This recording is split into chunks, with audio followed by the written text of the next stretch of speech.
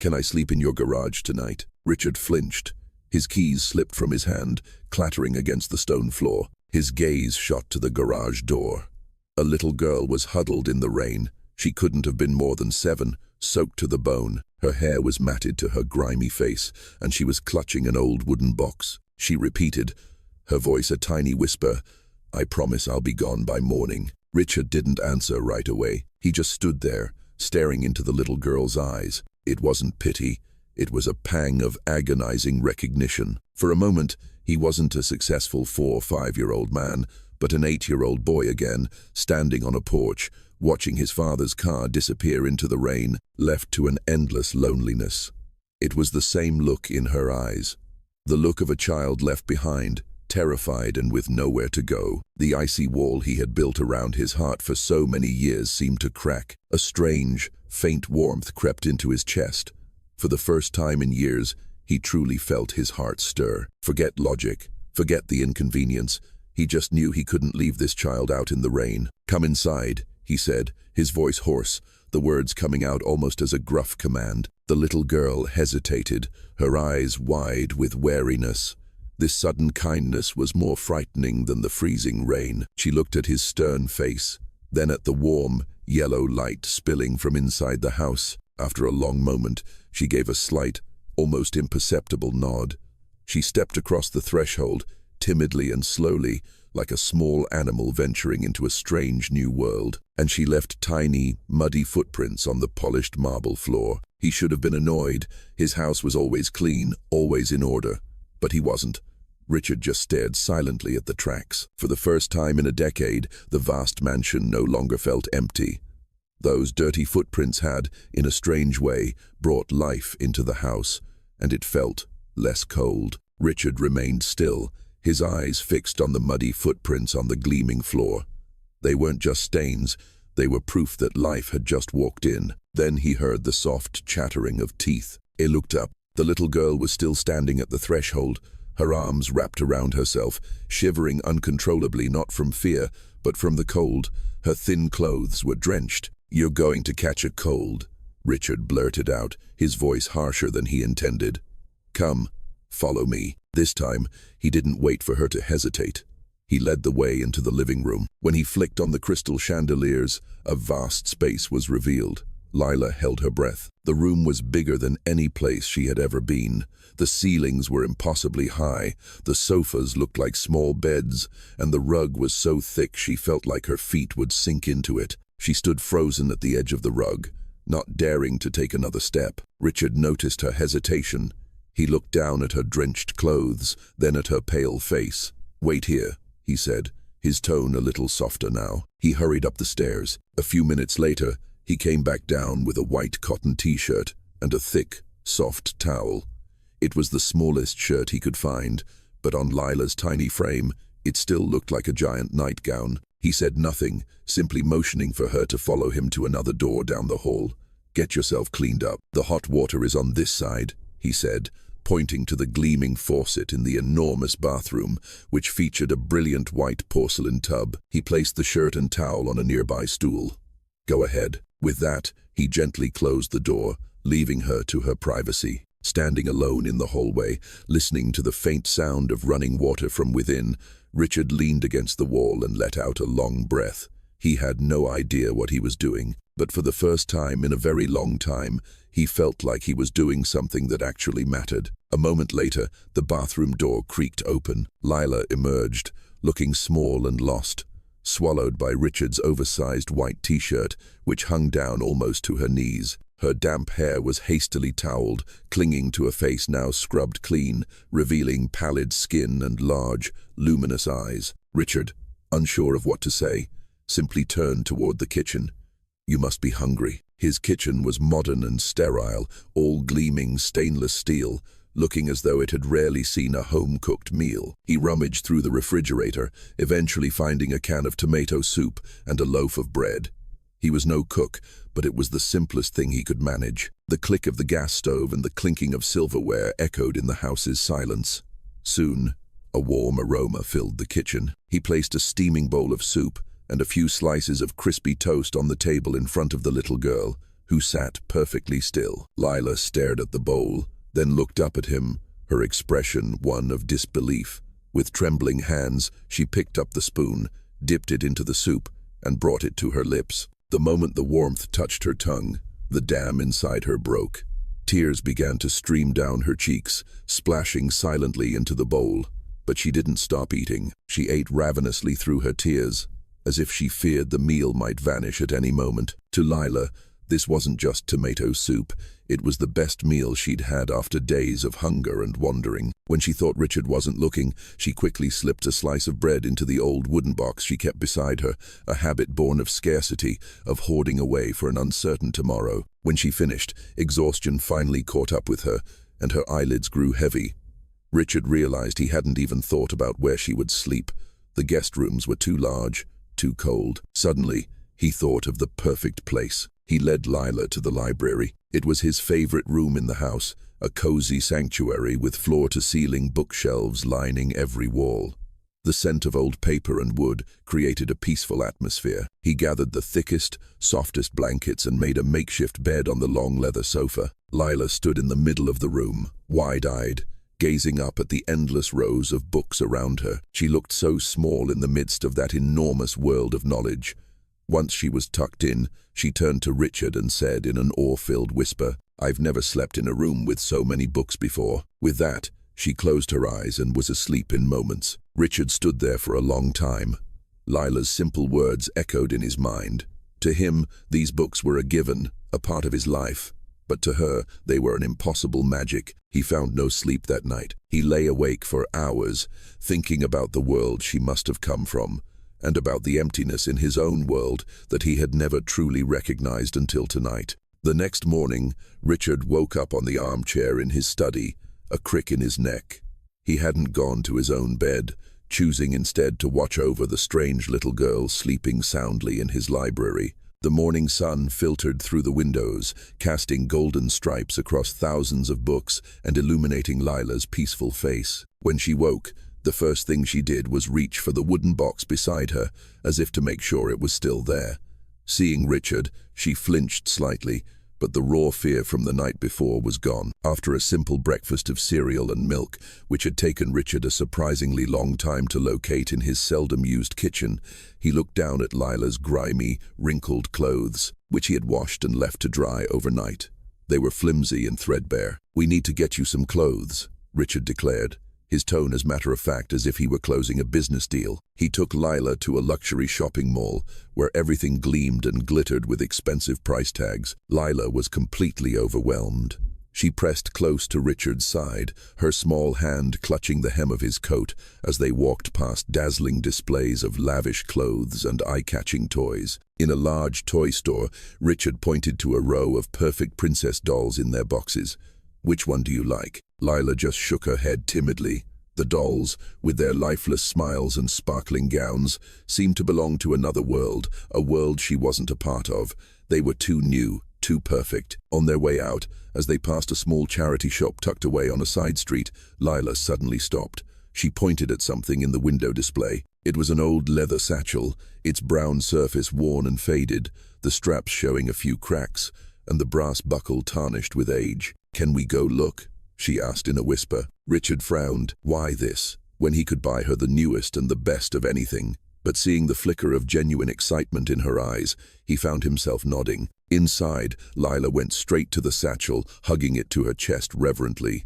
To her, it wasn't old. It held a promise, a hope of going to school, of learning to read, of being like other, normal children. Richard watched the scene, a mix of confusion and a dull ache in his chest. He knelt beside her, his voice softer than it had ever been. "You don't need old things anymore, Lila," he said, using her name for the first time. "You deserve better." Lila looked up at him, her eyes clear and unwavering. "It's not old," she said firmly. "It's just waiting for books." That simple reply left Richard speechless. He suddenly realized that what she needed wasn't expensive toys. What she craved was a future, a sense of normalcy. That old satchel, in her eyes, was the key to that future. He didn't say another word, simply paid for the bag in silence. They left the shopping center that day, with Richard carrying bags of brand new clothes in one hand, while Lila clutched the old leather satchel in hers, as if it were the most precious treasure in the world. Several weeks passed. The silence in Richard's house was gone. Now, there were the occasional giggles from Lila in the library, or the pitter-patter of her feet running down the hall. Richard found that he had grown used to the sounds. He had grown used to having someone to care for. That peace was shattered on a sunny Saturday afternoon. Richard had taken Lila for a walk in a park near the Thames. She was wearing a new dress and holding an ice cream cone, happily pointing out the swans gliding on the water. Richard found himself smiling, a genuine, unforced smile, perhaps for the first time in years. He felt an unfamiliar joy, a sense of completeness in her happiness. And then, Lila's smile vanished. The ice cream cone slipped from her hand and hit the ground. Her entire body went rigid, her eyes wide, fixed on a worn-out bench under a tree. Richard followed her gaze. Sitting there was a gaunt, haggard woman in ragged clothes. Her tangled hair hid most of her face, but her eyes were unmistakable. They were tired and empty, until the moment they locked onto Lila. Instantly, a feverish, unhealthy light sparked within them. "Mom," Lila whispered, her voice barely audible. Her whole body began to tremble. Richard reacted instantly. He took a step forward, instinctively shielding Lila behind him. The woman staggered to her feet, scrambling toward them. "Lila, my baby, it's me, Mommy." Her voice was hoarse and pleading. Terrified, Lila pressed herself against Richard's leg, her hand gripping the hem of his coat. "Please." The woman nearly fell to her knees before Richard, tears streaming down her face. "Let me talk to her. Just for a minute. She's my daughter. Please, sir." Richard looked down at the broken woman, then felt the trembling of the little girl behind him. He was torn between anger and pity. He could clearly see the telltale signs of an addiction that had ravaged her. "You're scaring her," Richard said, his voice low and firm. No, I'm sorry, sweetie," the woman tried to call out past Richard. "I miss you. We can be a family again, I promise." But Lila only sobbed, burying her face in Richard's back. Richard couldn't stand it anymore. He swooped down and lifted Lila into his arms. She immediately wrapped her arms around his neck, as if he were a lifeline. "Stay away from her," Richard said definitively, his eyes as cold as ice. He turned and walked away quickly, leaving the woman's desperate cries and pleas behind them. Even as they got further away, Lila wouldn't let go, her small face hidden securely in the crook of his neck. That encounter shattered the wall of silence around Lila's past, and it brought complications Richard could never have anticipated. Just 2 days later, a professional-looking woman appeared at the mansion's front door. She introduced herself as Amelia Green, a social worker. Someone had filed a report about a homeless child living with a single man. Amelia was polite but firm. She toured the house, spoke gently with Lila, and then had a private conversation with Richard. "Mr. Davenport, I can see you care deeply for the girl," Amelia said in a neutral, clinical tone. "But the law will always prioritize family reunification, provided the mother can prove she is fit to provide care. I would advise you to carefully consider your role in this."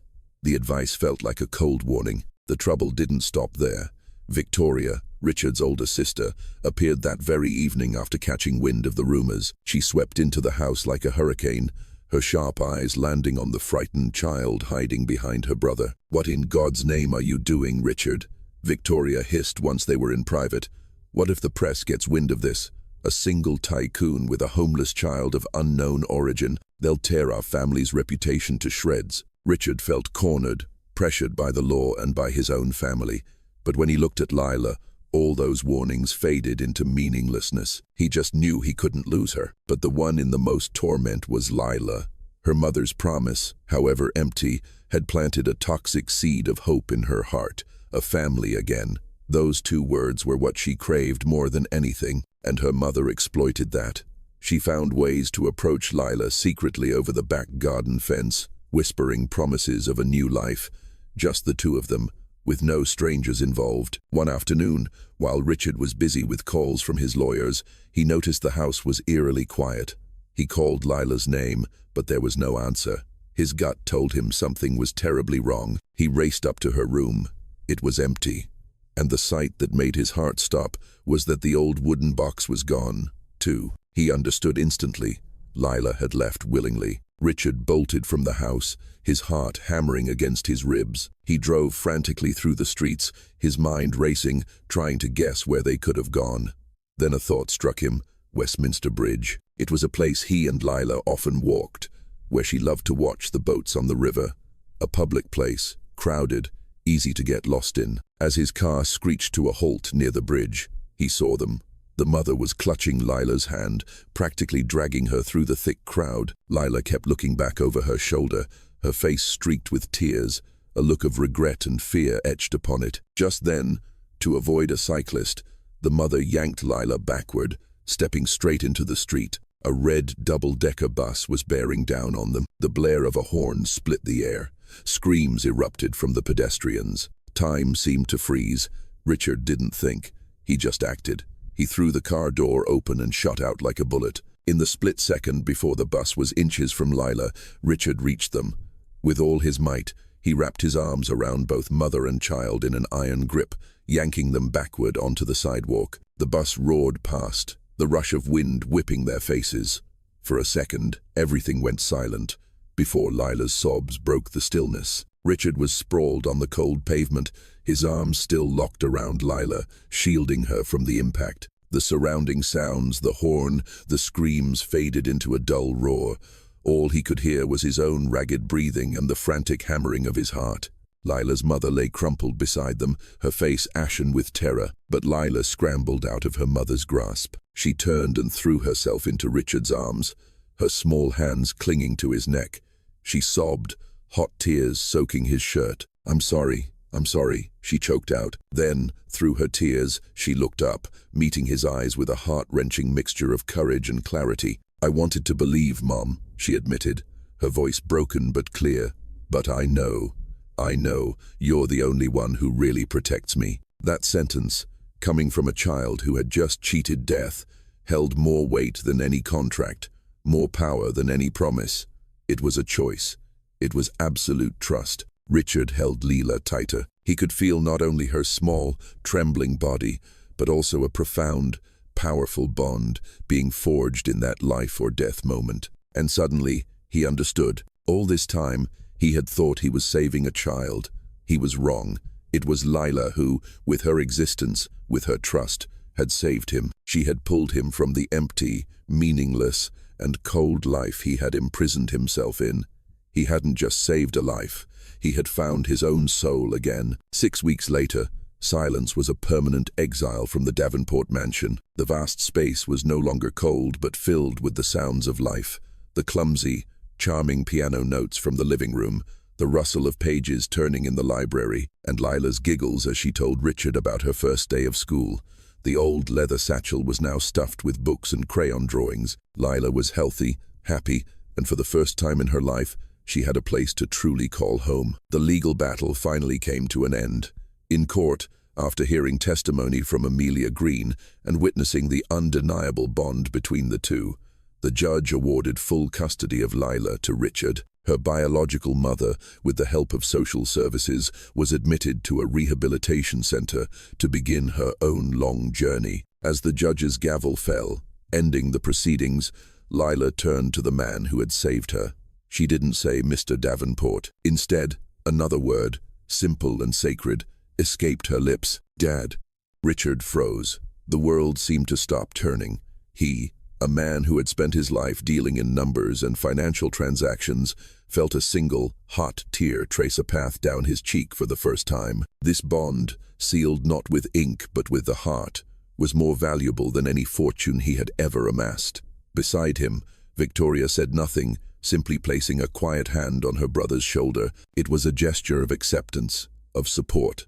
A family had truly been mended. Not long after, Lila's haven was born. Richard used his fortune and influence to establish a charitable foundation dedicated to helping abandoned and abused children, offering them a safe refuge and a chance to start over. He hadn't just given Lila a home. He had turned her story into a beacon of hope for thousands of other children. On a sunny afternoon, Lila led Richard back to Westminster Bridge. They stood together on the very spot where life and death had collided, but this time there was no fear, only peace. From her satchel, Lila took out a small, hand-decorated wooden plaque with a red ribbon She carefully tied it to the bridge's railing. On it, a single sentence was written in a child's neat script. For those who have feared losing a home, and for those who have found one, the story ends at dusk, with the soft golden light stretching across the Thames. Richard and Lila, hand in hand, walk along the riverbank. Behind them, the old mansion is no longer a cold monument of architecture but a true home, where love had healed two lonely souls and created a legacy that would endure through time.